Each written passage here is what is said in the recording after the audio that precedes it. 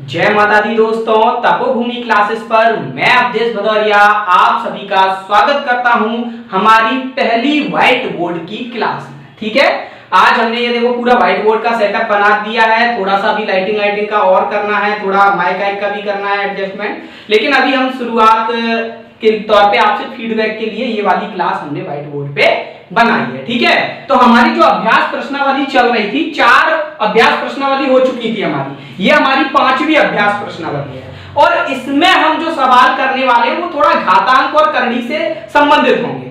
ठीक है, इसी कड़ी में हमारा पहला क्वेश्चन है संख्याओं अंडरवुड 2, 4 की घात 1/3, 5 की घात 1/3, 3 की घात 1/6। इनमें सबसे छोटी संख्या क्या है ये बतानी है हमको। अंडरवुड 2 है, 4 की घात 1/3 है, 5 की घात 1/3 है या 3 की घात 1/6 है।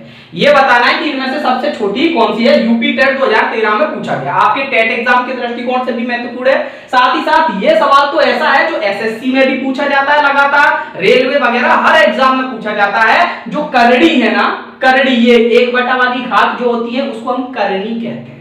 ठीक है, जैसे करनी किसको कहते हैं थोड़ा सा मैं आपको बता दूं, थोड़ा सा, ताकि हम इस सवाल को आगे डिटेल में समझ लेंगे। मैं एक बार आपको ये सवाल का तरीका पूरा समझा दूंगा तो आपका कभी भी ऐसा सवाल आएगा उसको आप हल कर पाओगे। तो थोड़ी 5 मिनट के लिए गौर से देखिएगा। देखो,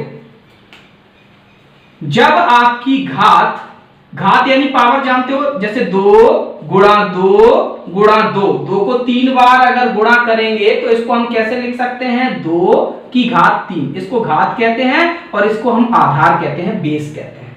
इसको क्या कहते हैं, बेस या फिर आधार, और इसको कहते हैं पावर, एक्सपोनेंट या फिर घात। ठीक है, अब यही घात जब बटे में होती है, अगर यही घात ऐसे लिखी है, कुछ और सवाल आ गया जिसमें घात लिखा है 2 की घात 1/3, तो इसी घात को हम एक दूसरे फॉर्मेट में भी लिख सकते हैं।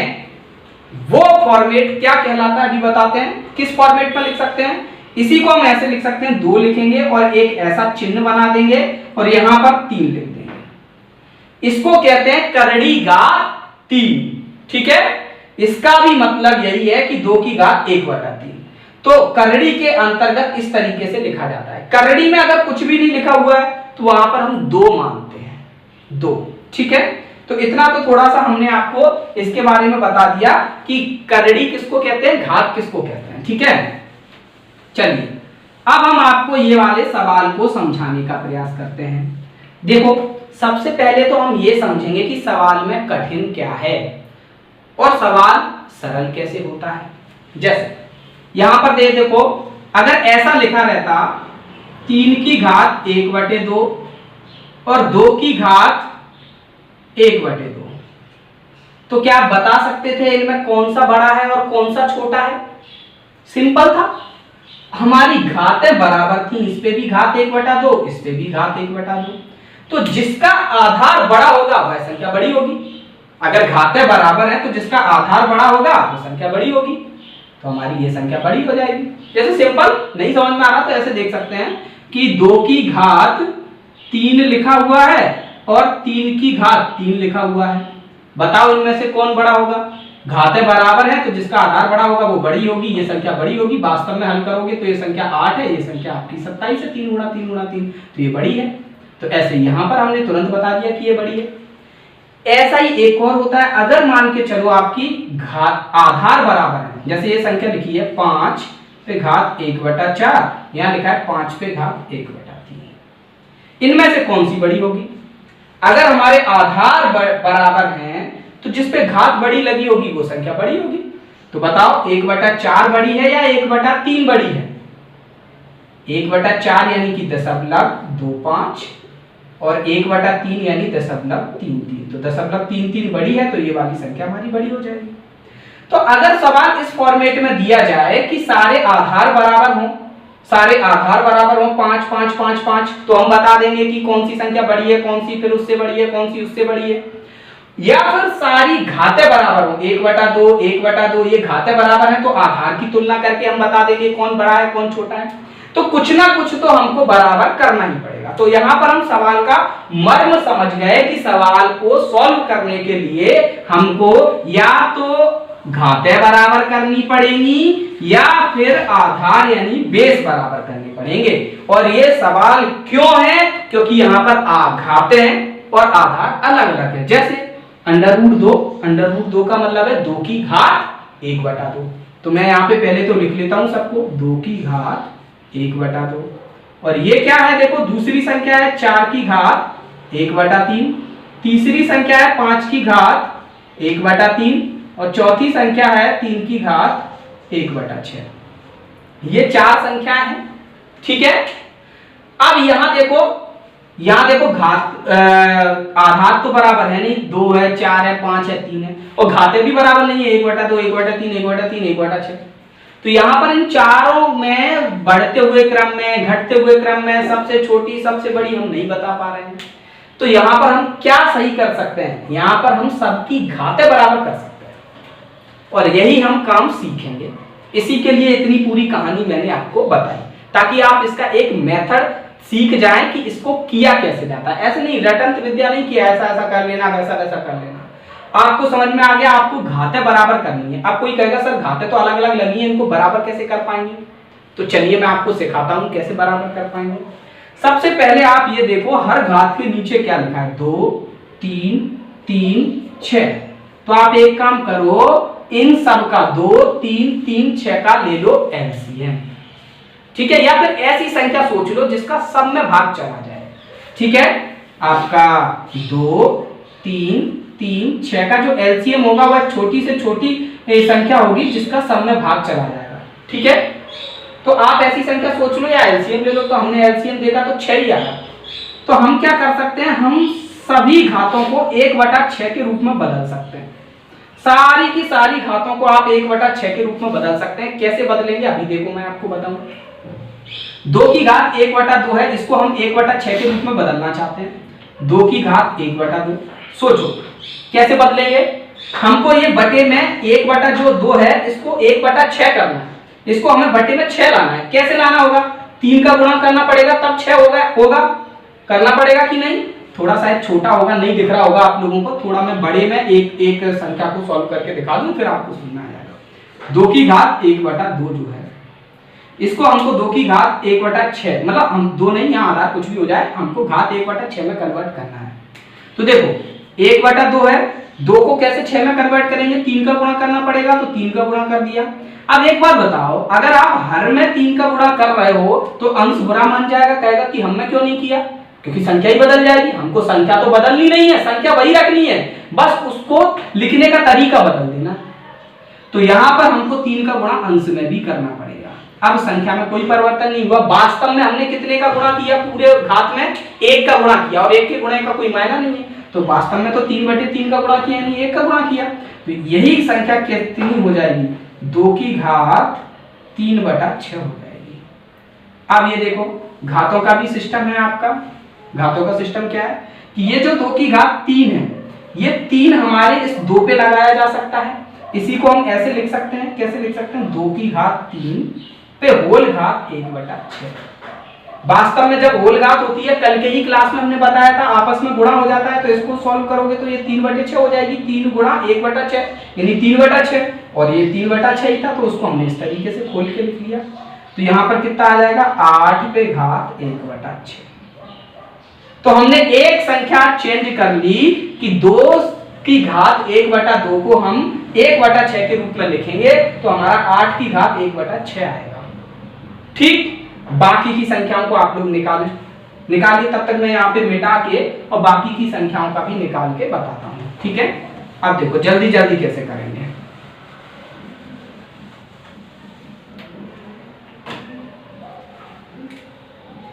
देखो ये तो हमने निकाल ही लिया, 8 की घात 1/6।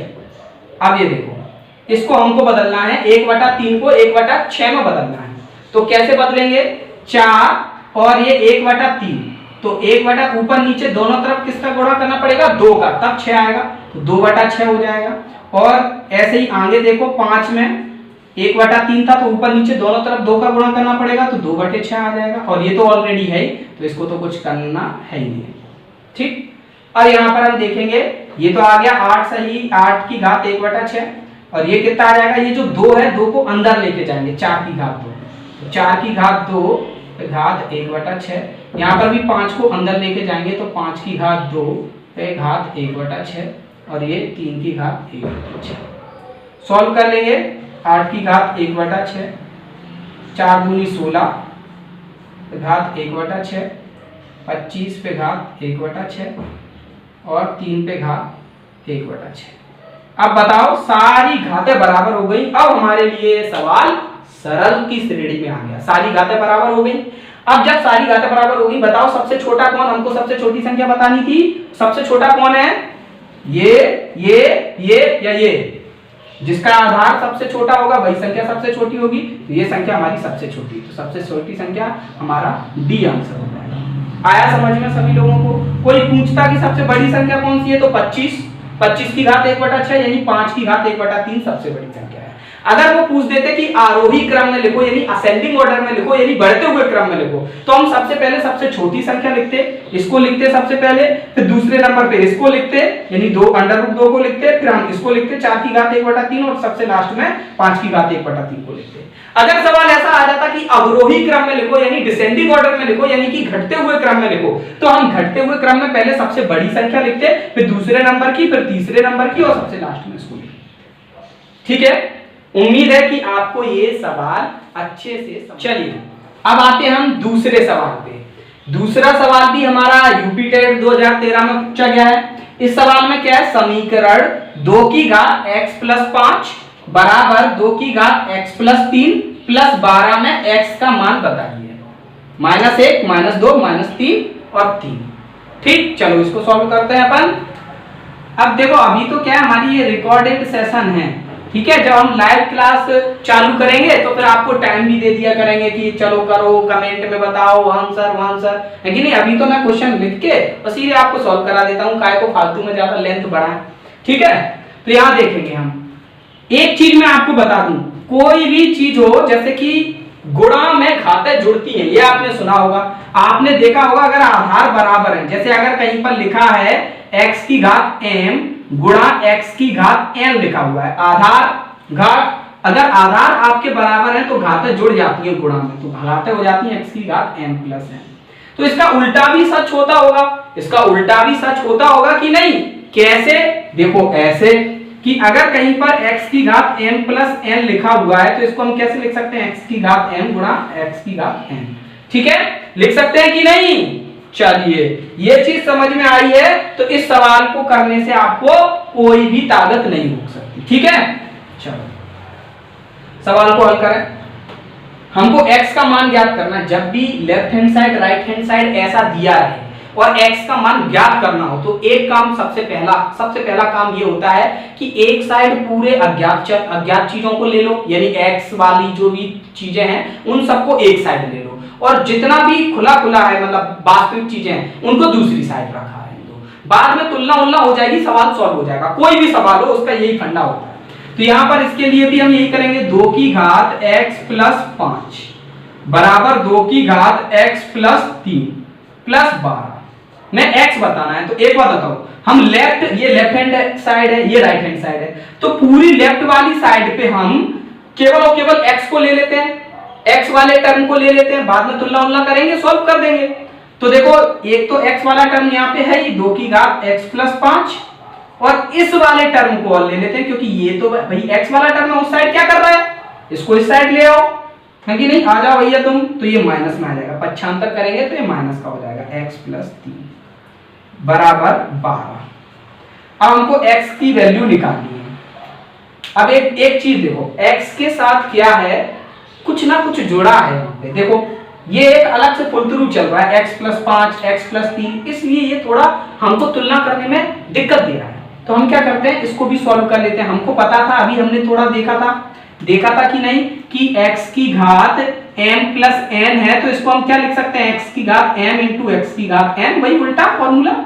तो ऐसे यहाँ पे भी लिख सकते हैं, यहाँ पर भी हम लिख सकते हैं 2 की घात x + 5, इसको हम क्या लिख सकते हैं, 2 की घात x × 2 की घात 5 लिख सकते हैं कि नहीं, लिख सकते हैं।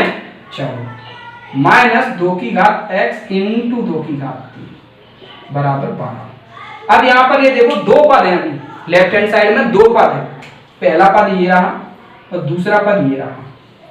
इन दोनों पद में कुछ कॉमन दिख रहा है क्या? कॉमन दिख रहा है। देखो मुझे 2 की घात x कॉमन दिख रहा है दोनों पदों में, तो मैं 2 की घात x को कॉमन ले लूंगा।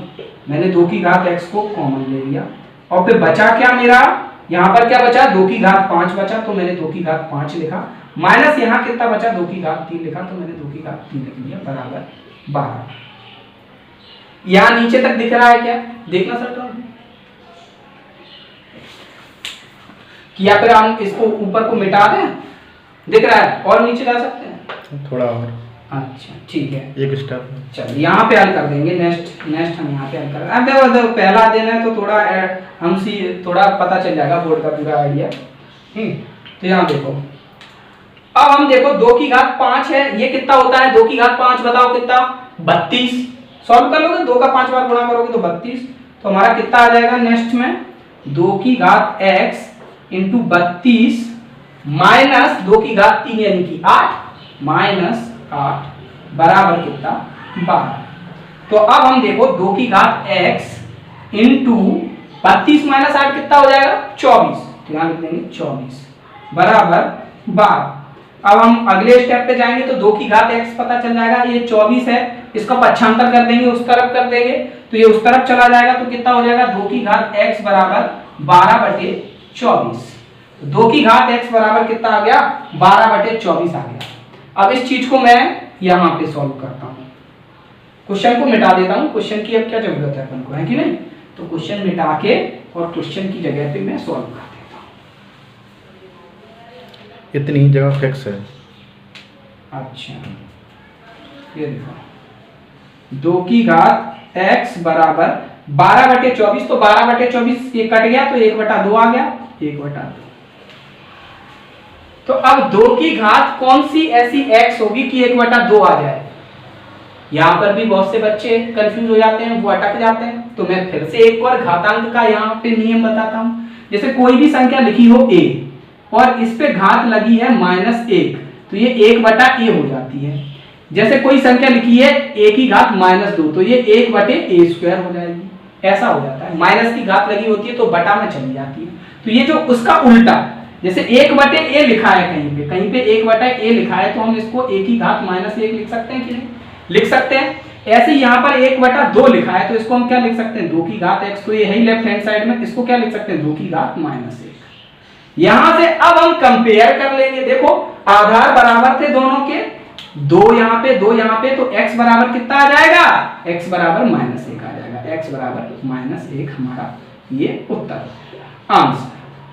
तो उम्मीद है आपको ये पूरा क्वेश्चन समझ में आया होगा। चलिए अब हमारे सामने आ गया तीसरा प्रश्न। तीसरा प्रश्न क्या है, m और n दो धन पूर्णांक है। देखो जो चीज लिखी रहती है उसको ध्यान से पढ़ना चाहिए हमेशा, ऐसा नहीं कि कुछ भी लिखा है आगे पढ़ गया, बस हमको जहां पे गुणा भाग देखा वहीं पढ़ा। धन पूर्णांक, पूर्णांक यानी पूरी संख्या, 1 2 3 4 5 6, आधा पगो 0.2 नहीं, पूर्णांक इंटीजर, और वो भी धनात्मक। यदि m की घात n बराबर 25 है तो m की घात m का मान कितना होगा, 4 10 25 32। यूपी टेट 2011 में पूछा गया। आप में से मुझे पता है 95% लोग फटाक से कर देंगे इस सवाल को। क्यों कर देंगे, उनको साफ साफ दिख रहा है, उनको दिख रहा है कि जो m की घात n बराबर 25 बोला गया है, वहां पर हम 25 को तुरंत 5 की घात 2 के रूप में लिख सकते हैं। तो हम 25 को लिख सकते हैं 5 की घात 2, तो m की घात n बराबर हो जाएगा 5 की घात 2, तो हमारा m बराबर आ जाएगा 5। अब ये देखो पूर्णांक भी है और धनात्मक भी है, तो ठीक है कोई दिक्कत नहीं, तो m बराबर आ जाएगा 5 और n बराबर आ जाएगा 2। अब आपसे पूछा क्या है, n की घात m, यानी m यानी आपका कितना है 2, n की घात m पूछा है, n आपका 2 और m बराबर 5, तो 2 की घात 5 की वैल्यू पूछी है जो कि आपकी 32 होगी, यानी आपका आंसर डी हो जाएगा। चलिए यहाँ पर तो सवाल सरल था, सरल क्यों था, क्योंकि 25 बराबर आपको पता है 5 की घात 2 होता है। लेकिन अगर कुछ ऐसा डाटा आ जाता जिस डाटा के बारे में आपको जानकारी नहीं थी, तो आप इस सवाल को कैसे करते। मान के चलिए आपके पास एक डाटा आ जाता 729, यहीं पर n की घात n बराबर 729 होता, तो क्या आप इस सवाल को इतनी आसानी से कर पाते? तो मैं आपको बताऊं, देखो सवाल को करने का तरीका क्या है। यहां तो चलिए दूर से दिख गया, सवाल सॉल्व होते हुए हमको दिख गया, इसलिए हमने सॉल्व कर दिया। अदरवाइज इस सवाल को करने के तरीके क्या है? कब ये सवाल का कोई आंसर नहीं होएगा, हम कहेंगे कि इस फॉर्मेट में बन ही नहीं सकता, ऐसे सवाल भी आ सकते हैं। कब होगा? तो चलो मैं आपको दिखाऊंगा कब ऐसे सवाल का एक सही आंसर आएगा, एक फिक्स आंसर आएगा। क्योंकि सवाल के बारे में हम पूरा डिटेलिंग समझ लें वो ज्यादा जरूरी होता है। सवाल सीखना इतना महत्वपूर्ण नहीं है, सवाल के बारे में पूरा सब कुछ पता होना ज्यादा महत्वपूर्ण है। आप लोग टीचर बनने जा रहे हैं वैसे भी। 729 है, तो हम क्या करेंगे, ऐसा कोई भी सवाल हो सबसे पहले उसके हम क्या करेंगे, अभाज्य गुणनखंड करेंगे। अभाज्य गुणनखंड क्या करेंगे हम, उसके अभाज्य गुणनखंड करेंगे। ठीक है, तो यहां देखेंगे अभाज्य गुणनखंड की है, ये 3 से जा रहा है, 2 से तो जा नहीं रहा है, तो ये कितनी बार जाएगा, ये 72, 7 दूनी 2 और 4 और 3, सही है ना। हाँ, फिर 3 से करेंगे तो 81, फिर 3 से करेंगे तो 27, फिर 3 से करेंगे तो 9, फिर 3 से करेंगे तो 3, फिर 3 से करेंगे तो 1। तो ये कितना हो गया, देखो 729 बराबर कितना हो गया हमारा, 1 2 3 4 5 6, 3 की घात 6 हो गया हमारा। ठीक है, क्या अगर ऐसा सवाल आता n की घात n बराबर 729 तो हम 3 की घात 6 और आंसर 6 की घात 3 कर देते क्या? नहीं, इसमें और भी कॉम्बिनेशन बन सकते हैं। कैसे कॉम्बिनेशन बन सकते हैं, आप इन दोनों को 2 बार गुणा कर दो, 3 3 गुणा 9 9 9, इसी को हम 729 को ऐसे भी लिख सकते थे 9 की घात 3, इसमें भी कोई दिक्कत नहीं थी। तो फिर हमारा आंसर कितना हो जाता, 3 की घात 9 हो जाता। तो यहां पर 2 कंडीशन बन रही थी। तो अगर हमको दूसरे कोई सवाल आए, यहां पर 25 के साथ कुछ नहीं है, 25 को आप सिंपल करोगे, 25 के अभाज्य गुणनखंड निकालोगे तो 5 बना, तो कितना आ गया, 5 की घात 2। इसके अलावा और कोई कॉम्बिनेशन नहीं बनना 5 की घात 2 के अलावा, तो सिंपल हमारा आंसर 2 की घात 5 आ गया। तो ऐसा सवाल पेपर में उन्होंने पूछा। ठीक है, और मान के चलिए वहीं पर वो इसकी जगह आपसे 729 पूछ देते तो आपके 2 आंसर निकल के आते यहीं से जो भी कॉम्बिनेशन बने उनसे। मान के चलिए आपसे पूछ देते m की घात n बराबर 50 है, m की घात n बराबर 50 है और m और n धन पूर्णांक है, तो हम क्या करते, हम दिमाग लगाते, अच्छा ऐसा क्या होगा, ऐसा क्या होगा, ऐसा क्या होगा। तो इतना दिमाग लगाने की जरूरत नहीं है, हमको सीधे अभाज्य गुणनखंड करने थे और पता करना था कि सवाल सही भी है या फिर गलत है। कैसे करेंगे, देखो 50 के आप अभाज्य गुणनखंड कर लो, 50 के हम अभाज्य गुणनखंड कर लें, 2 25 5 5 1, तो 50 बराबर कितना आ जाएगा, 2 की घात 1 गुणा 5 की घात 2।